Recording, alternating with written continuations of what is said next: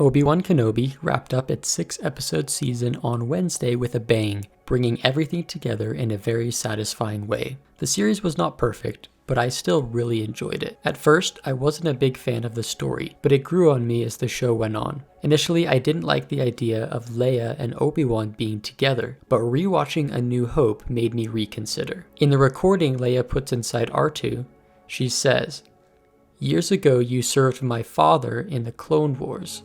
Now he begs you to help him in his struggle against the Empire." Leia was on her way to deliver the message to Obi-Wan in person, but was not able to since the Empire attacked her ship. It is pretty clear from the message that Leia has met Obi-Wan before. She may not remember everything perfectly since it has been 9 years, and she was only 10 at the time, but she knows who he is. Speaking of Leia, I thought the casting was excellent, and Vivian Lyra Blair nailed the character. She really captured Leia's personality, and I was especially impressed by the scene at the end of the series on Alderaan where Obi-Wan tells Leia about Padme. The pure emotion on her face was incredible. Another acting masterpiece belongs to Rupert Friend. Yes, the Grand Inquisitor looks different in Rebels, but the way Rupert Friend portrayed the Grand Inquisitor was enough for me to look past that. He was one of my favorite characters in this series. He provided us with several iconic scenes, especially the one in episode 5 when it's revealed that the Grand Inquisitor actually survived and he's looking down on Reva and he's like, "Hello, third sister." I really love that scene. Speaking of Reva was a character I was a little less fond of. To be honest, I'm not really sure how I feel about her. She was kind of the anti-Vader. She clearly used the dark side, but was not able to fully embrace it. A little bit like Kylo Ren. Personally, I think Darth Vader should have killed her on Jabim because some of the stuff that happened in the last episode didn't really make sense. Like, how did she survive being stabbed in the chest twice? Especially the second time. She gets stabbed in the chest by Vader and then is able to go to Tatooine to attack Luke without any problems. They didn't really explain how she was able to, first of all, survive that, and second of all, get to Tatooine.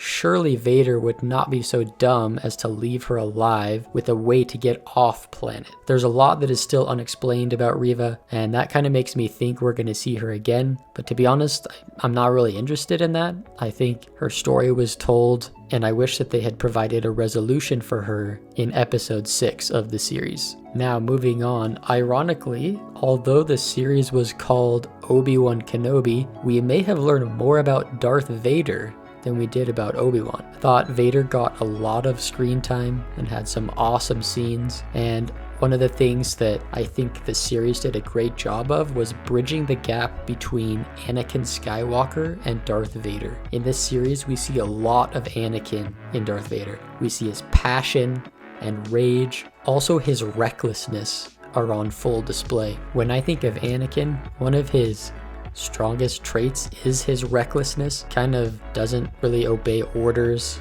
does things his own way, and he's powerful enough that it usually works out for him. But I thought that was on full display in this series with the way that Darth Vader made some questionable decisions in pursuing Kenobi. I think that was a little bit of his recklessness on display and showing him blinded by his rage and passion and just fixated on Kenobi, which is part of the reason what led him to become Darth Vader in the first place is his attachment to Padme. And I think he gets very emotionally attached, and I think they really showed that very well. I think also the flashback in episode 5 helps us understand what Anakin meant in Attack of the Clones when he says that Obi-Wan is holding him back and how frustrated he is. You're a great warrior, Anakin, but your need to prove yourself is your undoing.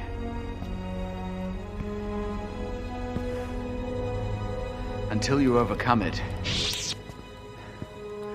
a Padawan you will still be.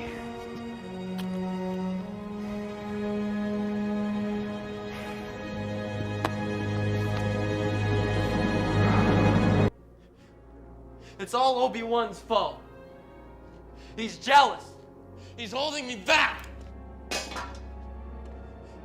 And speaking of Anakin, I think even after all these years, Hayden Christensen has still got it. Like, he is Anakin. And some might wish that they got to see more of him, and I can definitely understand the argument, but personally, I loved how he was used both in the flashback and then in the last episode when Kenobi slashes open the mask and you see Anakin inside the Darth Vader mask, and his voice goes back and forth between the mask, Vader's voice, and then Anakin's voice. I thought that was a really nice touch, and also reminded me of the scene in Rebels where we see Anakin through the mask when he's fighting Ahsoka. Ewan McGregor was great as usual in his role as Obi-Wan. I think he, just like Hayden, has aged like fine wine. The only thing that bothered me a little bit was the accent. He just sounded a little off, but I can't really fault him for that. It's been like 15 years since Revenge of the Sith, and I mean, he's Scottish. But aside from that, I liked how Obi-Wan knew Anakin so well that he could almost predict exactly what he was going to do. And so it sort of became a chess match between the two of them because they knew each other so well. Last couple comments, I think the filming, the editing did seem kind of cheap,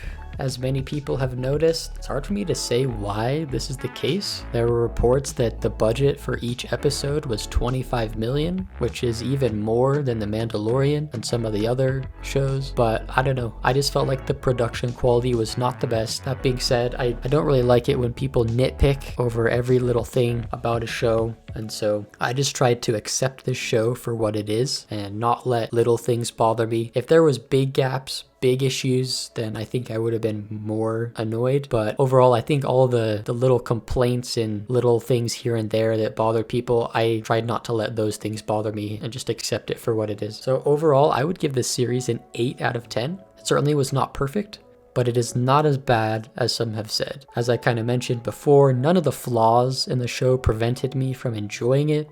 When it was over, I had a big smile on my face. I felt like a kid again. So I'm just thankful that we got this series. Well done to Lucasfilm and Deborah Chow for directing it, and all the actors that came back and were willing to be a part of this. So I'm really excited for the future of Star Wars and excited to see how Andor is in August. And we got Mando season 3 next year, the Ahsoka series. We got lots of good stuff to look forward to. But that's gonna do it for today. Thank you for watching. Make sure to subscribe for more content like this, and I'll see you guys in the next video.